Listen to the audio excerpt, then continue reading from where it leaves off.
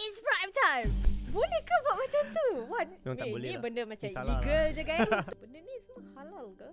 There's no halal certification. I tengok muka dia macam kau gila ke apa? Bertemu kita sekali lagi dalam podcast #Notapis. Saya Natasha Mustafa dan dalam podcast kali ini kami ada bawa tetamu yang mungkin controversial, mungkin tidak. Kenapa mereka controversial Pasalkan diorang kan sebenarnya usahawan yang muda.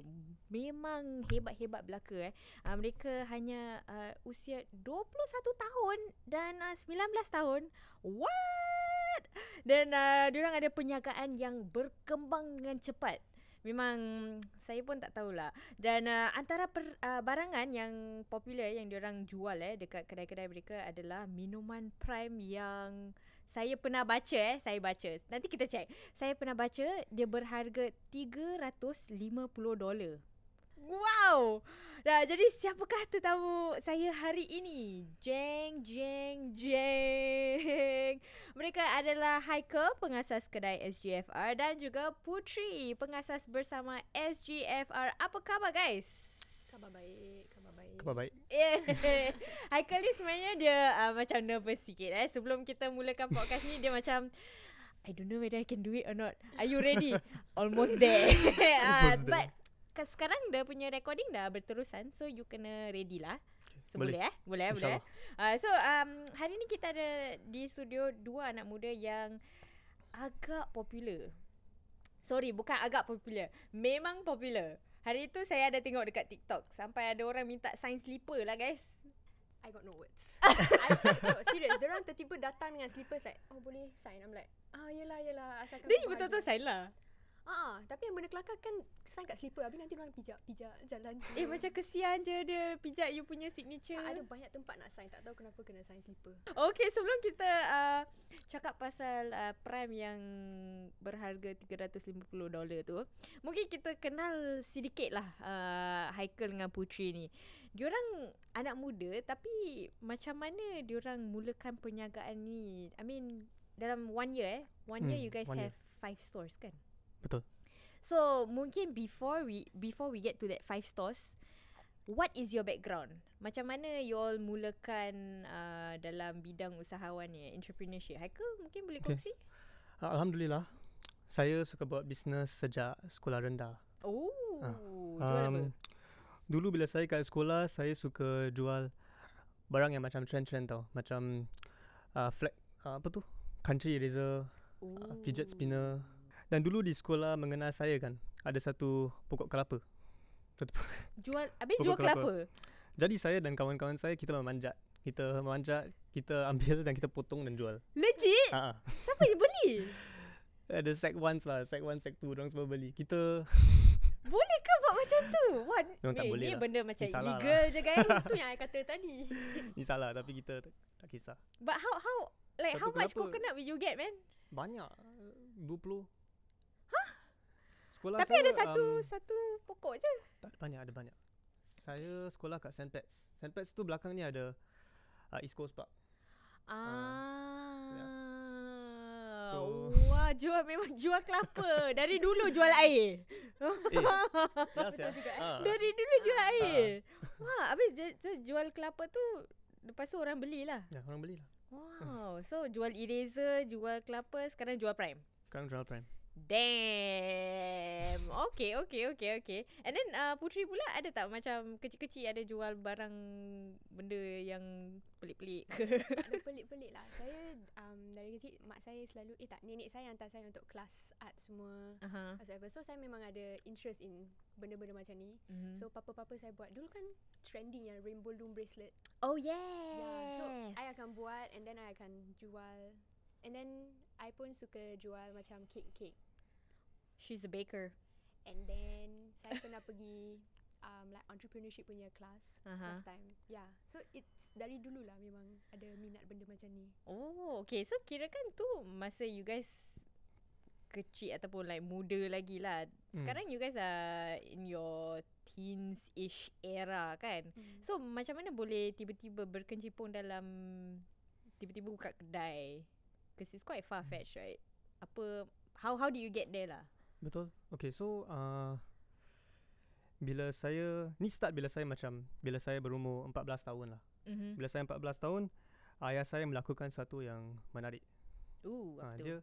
Dia tak nak beri saya allowance saya. Wow, dia kena cut off lah. Dia cut off allowance saya. Dia memberi saya allowance saya tapi dalam kredit Alibaba. Nak beli apa dekat Alibaba? Alibaba tu macam is a wholesale website lah. Jadi kita boleh beli barang macam baju, kasut dalam price wholesale. Dan dia nak saya jual di Carousel di Singapore. Kalau saya nak duit kan, saya tak ada allowance lah. That's how I get my money then. So dekat Alibaba tu how much your father masukkan?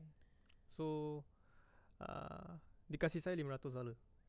Lebih dari allowance dia punya modal lah. Dia punya modal. Dan dia kata, you try lah. How much you can make, you make. But I'm not going to give you raw cash. Kenapa tiba-tiba dia buat macam tu? Dia macam tiba-tiba nak survival skill ke? Rasa ni parenting style dia. Dia nak saya buat business. Kerana dia businessman pun. Dia buat business apa? Ayah saya buat business macam mapping. Dia buat street directory. Wow. Okay. So he memang he do that. So he felt like macam he wanted to teach the same thing lah for you. Then do you have siblings juga yang kena lalu yang benda yang tak sama? Tak lah, adik saya tak. Dia tak fair lah macam ni, ayah. Tak fair. Okay, so how long did you do it for dekat on Alibaba, on Carousel lah, jual Carousel. So I started bila saya 14 tahun. So saya kat Carousel sampai saya 18. Bila saya 18 tahun, saya cuba. So selepas sekolah mengenal, selepas O level. 17. So bila saya habis O level, saya cuba memancing. Memang minat memancing lah. Okay, habis Putri ada similar experience ke? Sebenarnya tak ada. Okay, so saya sampai saya 16 tahun saya memang ada allowance lah. Alhamdulillah. Tak ada nak pergi Alibaba. Bersyukur. Alhamdulillah. Tapi selepas saya graduate sekolah menengah, semenjak itu my parents diorang tak bagi duit allowance. So dari saya 16 tahun saya kena kerja. So diorang macam ajar saya apa tu the value of money.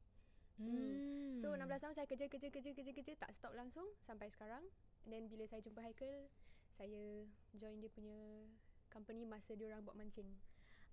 Then kita kerja sama-sama to sort of bring it to where it is now. Right. You kerja apa? Part time dulu? Part time ke full time ke? Part time. Saya 16 tahun saya kerja kat Prima Deli. Then when I was kerja kat Prima Deli tu, I kerja 18 chefs juga. So there was a period of time where I was juggling 2 jobs. Wow. With school. Then after that saya quit. Then join diorang pula. So macam mana korang jumpa each other ni? Kat acara networking. Dekat sekolah? Kat sekolah. Dari poli mana ni? Temasek. Tadi I think you guys shared you were from the same course Which course was it again? Business. Dia khusus dalam digital business and innovation. So then bila you guys dah jumpa and then like you mentioned you started the kedai pancing tu kan. Okay. How did it? It's still far what? Kedai pancing tiba-tiba buka candy store. Macam tak ada connection ni. Macam tak ada link. How? Bila the borders reopen kan, fishing didn't do well. Orang memancing kan kerana they cannot travel overseas. Okay. So dorang bosan lah ke Singapore. They try out fishing. But bila borders tu reopen, dorang semua keluar pergi mana? Batam, Indonesia, tak tahulah. So I tried to bring in more traffic to the shop. So what did I try? I tried like bringing trendy items. Right. So the problem is that people were buying the trendy items without buying the fishing stuff. Yeah. So you started bringing in the first things that you brought in was Prime The punya first air things we lah. brought in was Prime, yeah. Why did you think macam like okay Prime lah, kita bawa masuk Prime?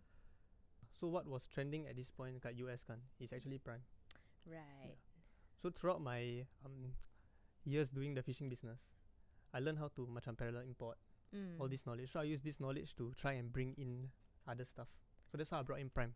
Because this Prime is not a local product. Betul. Dari US. Betul.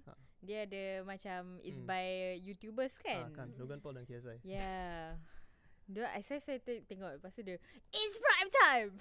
Kan betul tak? Betul. Tapi you all also do it kan dalam korang punya videos. Cuma Luqman je dia it's okay point lah. time baby. Macam mana? Tak, sebab dia pilih R. So kena it's point time. So when you brought in the thing, ada tak rasa macam like you expected it to be popular ke? Sebenarnya tak tau. So when I brought it in, I was already like tak confident dalam business ni. Was it macam like the last case? resort. Oh, Last okay, resort. okay. Ni bila 2020. 1 year ago. Exactly 1 year ago. 22. End of December 2022. Okay. So ni last chance lah Ni kira. last chance. Jadi saya beli Prime tu, saya taruh kat kedai. The next day I came to the shop, then I asked my friend, how many fishing customer today? Kata kosong. So I was like, okay lah, dah habis. Then I asked him where's the Prime. Oh, dia said dah habis. I was like, huh? 10 carton all finish in 2 hours. Because Really? we made a TikTok the night before. Then we posted it. It went viral. 10 cartons tu dalam satu 10 carton tu berapa cartons. banyak? 12 kan? 12. 12. 120 lah. Wow. Ni memang kita tak sangka bila kita orang bawa masuk air minuman Prime ni. Sebab it's like benda tu mahal. Kita tak it never cross our minds that orang sanggup nak bayar gitu banyak duit untuk air ni. So at that point of time, how much korang jual? Dulu pun kerana Prime mahal tau untuk masuk ke Singapore. Jadi at that point also was about 15 a bottle. Yeah. That's why when bila I price it also I was like okay lah, I don't think people will buy lah, tapi kita try lah. And orang beli? Orang beli. Dia tak beli.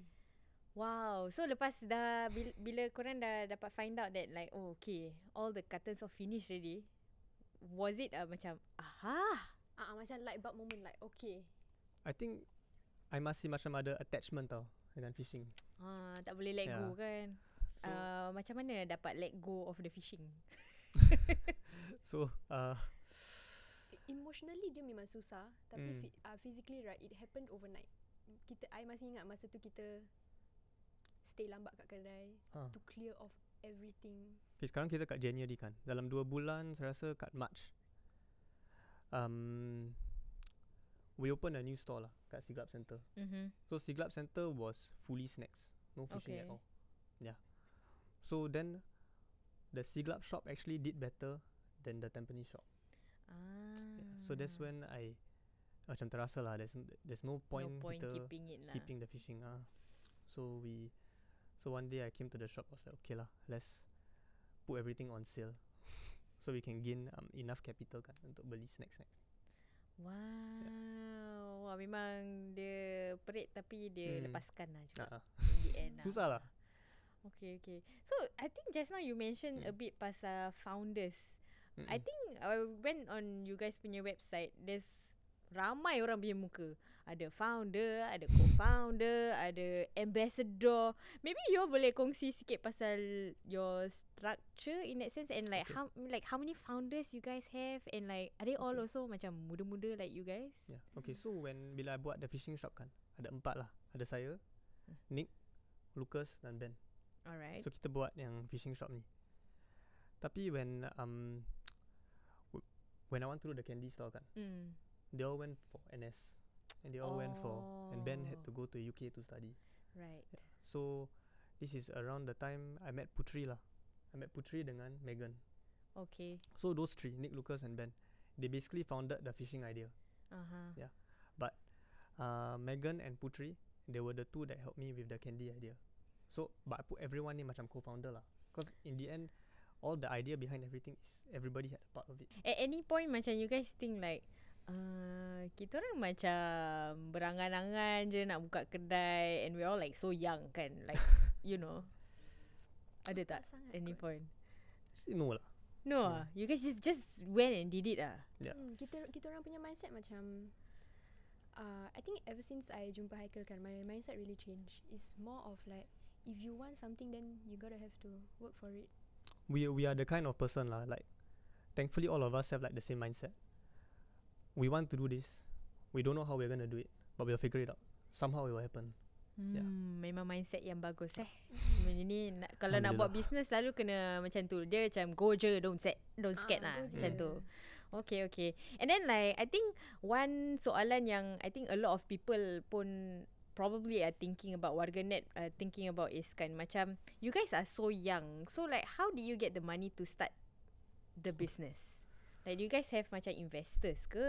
Or like do you have like own money ke? Dari Alibaba.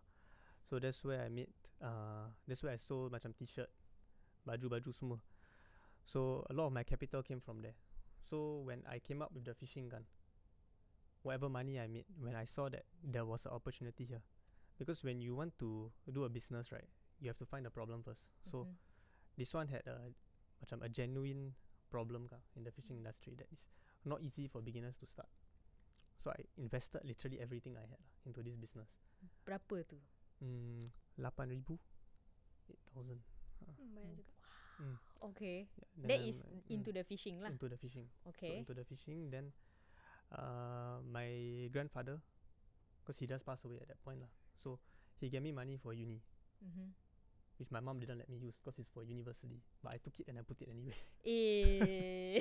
But I think he'll be proud lah. So in the end, apart from the $8,000, berapa banyak lagi you put in? 5,000. So total 13,000. Damn. So the startup was just from you lah. Orang lain tak ada? Belum. So this was 2020. Okay. So then when I met the other three, I told Ben, Nick and Lucas let's expand this idea lah. So we solve other things. So when they joined from a company that just help beginners start fishing, we changed it together to let's do sustainable fishing, macam eco-friendly, all these things. And they also put in some money. So we did it together. So that's when our capital went up a bit. Then subsequently from there, the fishing industry, we did quite well. We did quite well until the borders reopened. Then it was quite bad. But other sources of income is Temasek Poly. They gave us 10,000 just like that to help us support our business. Suddenly out of the blue? Because we macam pitch to them our idea. Pitch them our idea. This is what we are doing. And then they gave us 10,000. So that helped us. And that's when we were able to open our shop. At Tampines. So yang 10,000 tu you guys the first shop, you use it for the first shop ataupun to open the one yang kat Siglap? It contributed to, because this is still fishing, so it contributed to the Tampines shop. Right. So that's how we got that Tampines shop today. Wow. And then macam from the profits that one, then you open the next one lah. And then continuously. Yeah, correct. But when we opened the fishing shop, then investors started coming by. Oh. So the first investment we got, I think, was about 25,000. Very early. Siapa yang invest? Someone just emailed us, says interested. This is 2021. So he gave us 25,000. So we expand from here. Then as time went by, now we got even more investors lah. Especially with the candy business, a lot of people were interested. So I don't know whether you be able to share, tapi macam berapa ramai investors do you have? Sekarang kita ada 3. Wah, the locals or? Locals. Are you looking for another investor? You are lah. Kita PM tepi selepas ini. Cari chance. Dia tanya terus, you got ah. They open 6 shop. Wah. Then they take my signature. Can sign the slipper lah. Sign the slipper nak jadi macam Putri lah. Wah, okay. So that's the business part of it lah. So that's how you guys grew untuk jadi sampai 5 kedai hari ni Yeah. Maybe Putri boleh kongsi like a little bit about the shops. I think ada macam tema-tema yang berlainan kan? Betul. So kita yang kat Tampines dia kirakan macam superhero punya tema.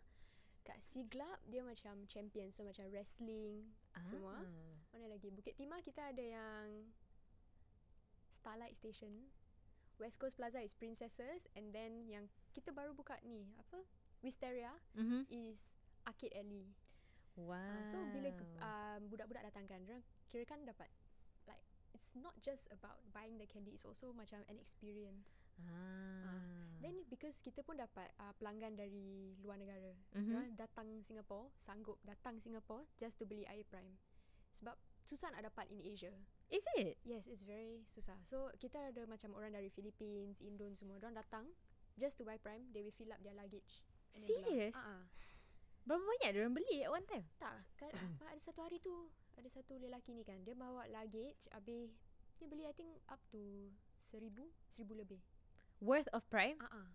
Habis kita orang tolong dia pack dalam luggage dia. Kecoh lah. Dia beli untuk resell ke apa? Tak nak bawa balik sebab memang susah nak cari Prime dalam Asia.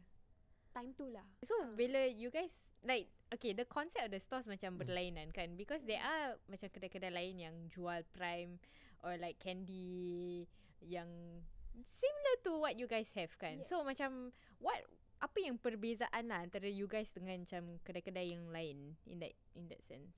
Okay. Untuk kita actually everything is about the power of branding. Kira kan.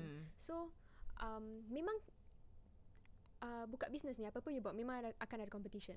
So kita kena ada what we call a unique selling point, right, that we actually learn dalam sekolah. So SGF macam concept candy store. So apa ni concept candy store kan? It's a store that transforms the physical in a traditional physical store. So that's why we have the themes, we have macam arcade machines in the store. So it's not something you will find at those traditional store. The traditional store selling Prime is just macam a mama shop, convenience store. And they just have Prime in the fridge, that's it. But what we try to do is we sell an experience lah. It's macam interactive experience for the customers. This idea datang dari mana? Is it like from like overseas ke? Okay, so the themes itself. I got the idea when I went to USS.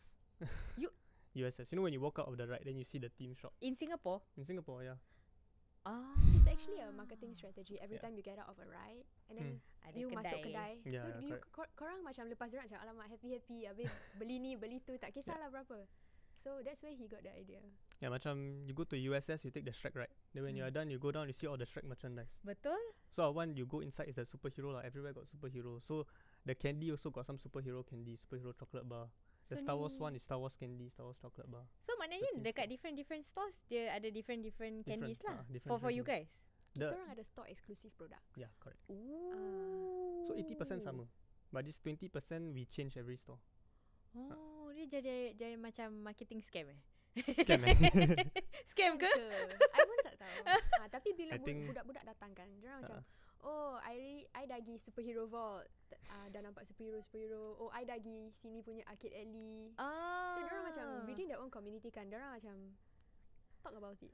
Yeah, it's like something for them to boast about in school lah. How many SGFR store you go? I went to 3. Yeah, how many you go? I went to 5. Yeah, I went to all 5 already. So wow, yeah, do they macam go to your shops and just like hang out like the whole day ke apa ke? Yeah, especially the Yishun, because the Yishun we have the arcade games. Wow. So that is memang your intention lah, to make it like a space untuk diorang just hang out, buy stuff, chill with their friends macam tu lah. Betul. Wah, okay, kita pergi ke topik yang ke soalan yang lebih pedas sikit. Tadi kan kita mulakan dengan iPrime yang $350 tu, $350. That's crazy. I saw in an article, one of the articles that kita buat time research tu, saya nampak $350. Betul ke? The prices actually kan, it's not just $350. Kita orang ada juga yang lebih murah. Like kita juga offer student price. Right. So regular price ni macam $20. And then untuk murid-murid is $10. Oh, ada student price? Ya, ada. $7. $7. Yang 350 tu, dia kirakan macam collectible item. For example, Pokemon card. Okay. Time dulu, orang semua diorang sanggup nak bayar banyak-banyak untuk beli Pokemon card. Kita orang pun sanggup nak bayar like beribu-ribu untuk bag Dior ke Prada ke, sama benda juga. Ni benda bukan untuk diminum, untuk disimpan. Oh. Yang mahal-mahal punya lah. Yang 350, 245. Seriously, so the paling mahal is 350. Yeah, diorang sebenarnya budak-budak ni diorang beli, diorang simpan. Diorang start a collection. Macam Funko Pop semua, Pop Mart. Okay. Fair enough. Wow, so ada lah orang yang beli. Ada. Tapi is mostly adults. Oh, mostly adults. Baru nak tanya, korang tak guilty ke jual benda-benda macam ni mahal ni tu budak-budak? To be honest, the kids never buy. Okay. They never buy the expensive Prime. The founders of Prime kan, KSI dan Logan Paul, they want to create different rarities.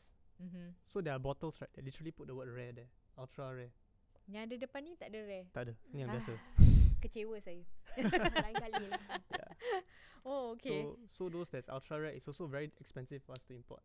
When you all talk about you guys punya pelanggan and your customers kan, mostly is like budak-budak kan. Yeah. How often do they buy all this? I've only ever seen a kid buy the expensive Prime once, and that is his parents buy for him for his birthday. Umur dia berapa? 10. And you know he resold it. He bought it from us for I think 200 for that one. He resold it for 500. Then he came back and then he said, look at what I made. Seriously? Businessman. Itu air which drink? It's the yellow one, Venice Beach. It's Venice Beach Prime. So that one only have I think 10,000 in the world. Wow, dia ada unsur-unsur keusahawan lah Dia maybe he's like you also, like the parents just give modal, but then not Alibaba lah. This is the Prime one lah. Different lah. So macam you guys selain daripada the prime drink, the viral prime drink kan, you guys bawa the candies and stuff lah. Maybe you guys boleh kongsi, share a bit about macam the items yang you guys bring in, like why so special? Okay, so benda-benda ni kan is not easy to find in Singapore. You cannot just go to NTUC and buy lah. So that's what makes it unique, because they're all international snacks. And some of them, even if you search online, you won't be able to find. We had to go down to UK once and source all these things, find the wholesaler there. Serious? Yeah. And then we try to get them to ship. But it's always the shipping that's the issue killer lah kan. Yeah. In terms of like cost? In terms of cost. Actually, what people don't see is it's not just the cost, you know. Sometimes there's problems that happen. When you reach Singapore, suddenly don't know what problem happened, they will ship it back. Yeah. We have dealt with that before. There are times when we receive it, all the goods spoil, and we have to discard the entire package. Sometimes the companies send us expired stuff that we cannot even get a refund. Tu dah jadi banyak kali actually. A lot. Seriously? Habis kalau macam tu, then you guys change supply ke? Wow. We chase, nothing we can do because they're overseas, we are here. We cannot go macam direct to Prime, you know, because Prime, or we cannot go direct to all these companies because they don't want to deal. There's a reason why Singapore don't have. They don't want to deal directly with Singapore. They are like for the US market or the UK market. So all this stuff is all parallel import. Yeah. So I mean, for even for adults, like diorang nak buka business and then do all this, like I think especially in terms of macam importing stuff, it's quite a challenge kan. So for you guys as a young team, anak-anak muda and all, like how do you guys navigate this arena lah where there is other competitors? Most people might look down on you lah. Like they will see you like, what the hell are you doing? Ada ke orang macam tu? Yeah. We actually do have quite a number of haters. Serious? But I think most of it is macam mata merah lah. Like korang muda-muda dah gini, dah macam tu. Tapi kita masuk telinga kanan, keluar telinga kiri. Haters ni dekat mana? Apa dia orang cakap? lah, Social media. Bagi contoh. Oh, macam diorang kata like, oh scammers or whatsoever. Like they will even macam attack kita punya looks. Kerana dorang tak faham tau the mechanics of the business. So that's why they say these things lah. Tapi yang paling penting, we need to be humble. So that's how we meet other adults that are willing to help us, and they teach us how to run the show. So that's actually how we gain our knowledge, is from a lot of other entrepreneurs out there. Because we do get these hate comments, but there's a lot of people that message us and be like, oh, I run my business for 20 years, come let's have a chat. Oh really? Yeah, banyak. So that's how actually we listen to them, meet up for lunch, then they give us tips, they expand our network, connect us with these people. Dia jadi pengalaman pembelajaran lah, and it's nice lah to know yang orang lain pun come up to you guys to help and share their knowledge and all that. And I rasa is macam starting dari muda kan, untuk kita dia ada pros and cons. The good thing is tak banyak risks involved sebab kita masih muda. So kita masih boleh recover. Kalau kita orang dah macam 40, 50, 60 start business macam ni, it's going to be very pasal dah ada commitments kan? Sebab dah ada commitments. Sekarang kita masih muda, masih let enjoy. Then how, I mean for you dah graduate kan? Habis kalau Putri masih bersekolah? Saya YOLO. Oh, kena hidup mesti ya Allah. Tak, sebab saya selalu bilang dia here for a good time, not a long time. So benda dah jadi, nak buat macam mana kan. So masalah tu memang masalah lah. We just deal with it. And saya bersyukur sebab ada dia. And kita orang punya team semua memang supportive. And we help each other out. Right. And I think to think that dalam 1 tahun ni you guys started kedai, 5 kedai. And I think it's quite fast lah. Selalunya orang expand macam after a year, after 2 years, then they open one new shop, you know. Very cepat. Buka Yes. satu, habis bos kata buka lagi satu, lepas tu buka lagi satu. Kita orang pun macam astagfirullahalazim. So kenapa bos? Bos kenapa cepat-cepat sangat nak buka next shop? Sebenarnya next year I'm going NS. Yeah. So once I'm in NS, this opening of shops will slow down a lot. So I try to do what I can this year lah, cause we can do it. Even our investors want us to do it. Yeah. And my investors are also concerned when you go NS what happen. So when they invest, I told them, I will open 5 shops this year. So that was the promise lah. Memang ada plan nak open 5 shops in a year. Since June I had 2 shops, Siglap and Tampines. But when I met the investors in June, I said by December we'll have 5. So that was the promise lah. Wow. Yeah. And then they rasa macam dia ni macam macam betul world ke? lah. Berbual world je. Boleh ke buat 5 stores? Honestly, when I say can, nobody believe me. I think even you didn't believe me. Tak, I tengok muka dia macam kau gila ke apa? Ada internal conflict. Kau gila ke? Tapi like tak apalah, I trust you. So pergi je. Wow. It's like they all thought I was making empty promises lah, because I just want the investor money kan. Yeah, could be. But I was very confident lah.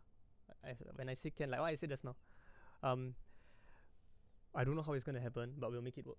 Okay, so when you already have like the punya kedai-kedai that has already been expanded, and then you mentioned that next year you're going for NS and all kan. So like, do you what's kind of next for the store lah in that sense then? Kita definitely akan slow down on everything sebab memang tak cukup manpower to actually carry on with much. But we will continue benda-benda yang macam biasa lah, like promotion ke apa ke, marketing semua, pemasaran semua memang akan sambung. And just maintain the 5 shops. Consistency, or it's either consistency or growth per shop. So it's more of because we expanded so fast this year, so it's more of strengthening the operations and the marketing within our team. Time. Yeah. you guys have macam staff, like full-time staff or anything that works? Oh, how many do you have? Ramai. Okay, so in the shop, each shop have about 2 to 3 staff, manager and 2 people working there. Then in our office is us lah, the management group. Then we hire 3 additional. So 1 in charge of marketing manager, operations manager, dengan sales manager. So it's actually still quite a big team lah in that sense. It's quite a big team lah. We have Started small lah. more than 20 of us. Oh. Then I think one other big kind of question that orang ramai pun ada, that has recently been ditanya-tanya lah. Actually maybe 2 lah. First one soalan yang pertama adalah you guys ada this drink, tapi orang lain pun ada this drink, tapi dia punya price point berlainan. Kedai-kedai macam ni kan, diorang buka kat kedai mamak, kedai-kedai kecil. Diorang ada satu kedai je. Diorang ada revenue from their other products. And diorang tak payah bayar that many staff. Kita kena bayar the cost of the 5 stores punya rent, lampu, staff and all of that. And marketing pun kena bayar and everything. So our expenses is definitely lebih banyak dari diorang. And for them, diorang punya pricing macam pelik-pelik. Okay, macam kita orang pricing standard 20 or 750 or 45. Tapi untuk diorang ada yang 25, ada yang 15. So certain products diorang willing to forgo losses because the other product they sell higher can cover that loss. And a lot of it right is actually scams. Diorang post kat social media, oh $8 $8, and then bila you pergi, it's actually not. Yeah. Because that's what we did. Kita orang pun macam, macam mana sih rumah macam ni? Murah-murah tak masuk akal apa? So kita pergi kat situ, kita macam alah, kena tipu. Oh, Prime pun ada scam. So tapi kita tak scam. how exactly they do is, let's say they have the full range of Prime, every flavor. They'll go TikTok, they'll post, okay, $6. You go there, right, everything is 30. You just see one $6 drink, one flavor, and then they put out of stock.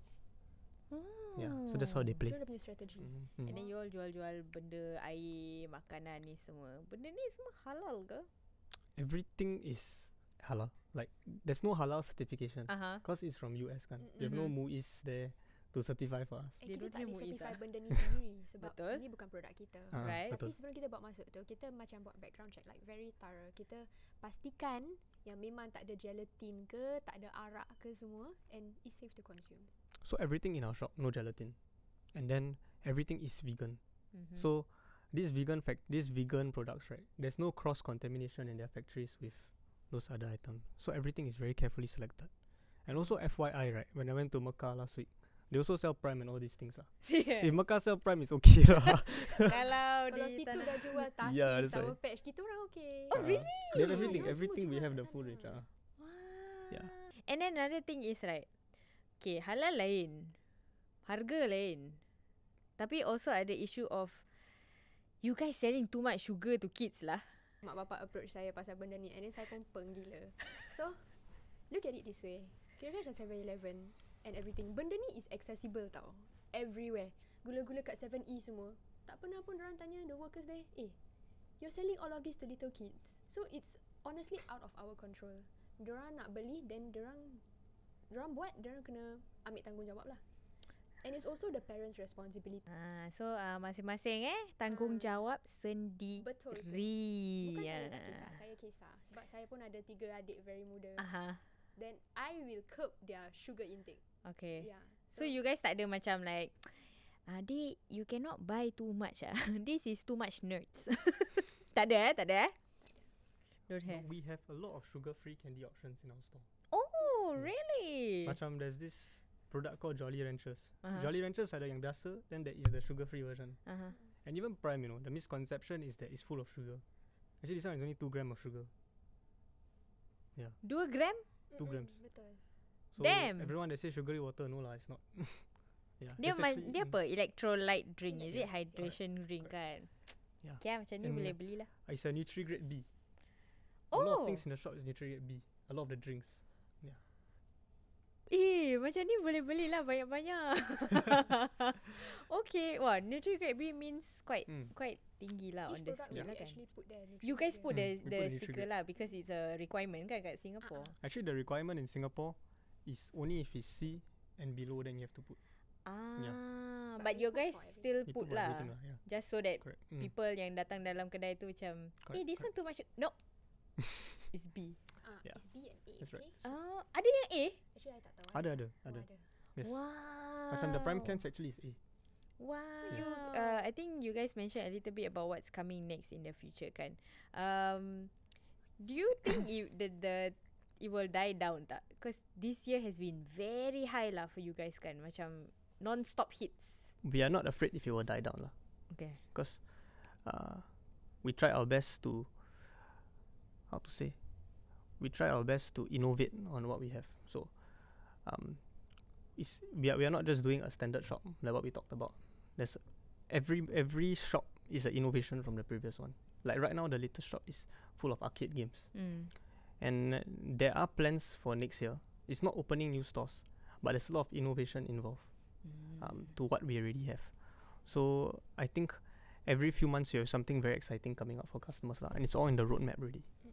Yeah, some things in the planning stage. So as long as I think we stick to this innovation aspect of the business and not stick to traditional ways, I think we will be okay, inshallah. Orang kata like Prime diorang dah mati sikit ke apa. So kita release Prime ice cream. Ah, so buat sendiri? Kita buat sendiri from scratch. So tu dah benda, tu dah jadi like Unique the lah. new in thing lah.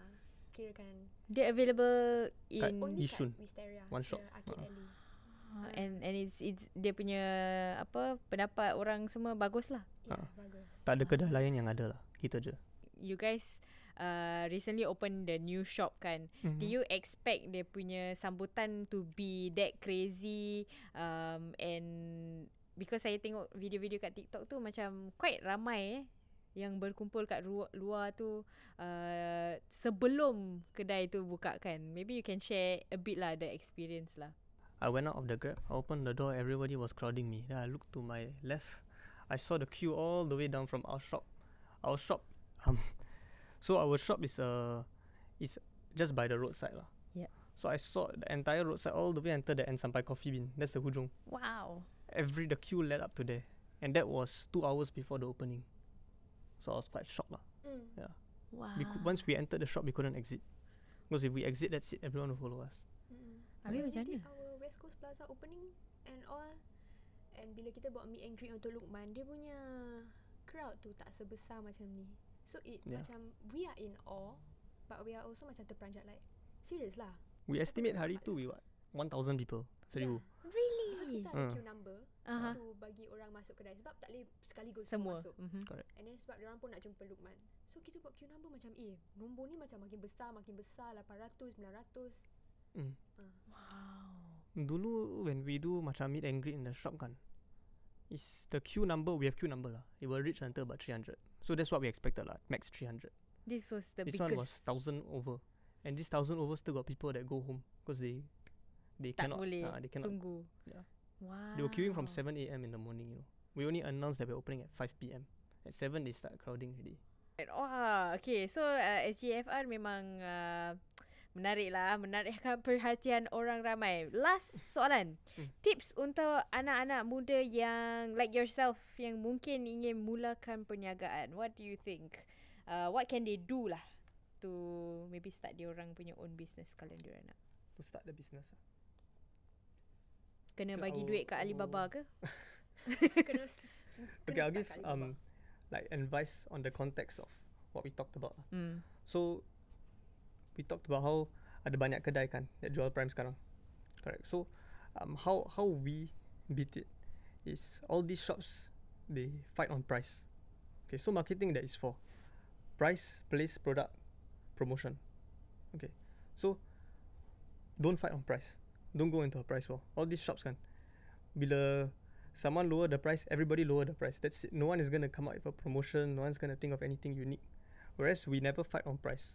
We stick to our student price. We always had our student price, right? That one remains. But our other products, right, we are not going to fight dengan all the kedai mama lah, kedai mama shop.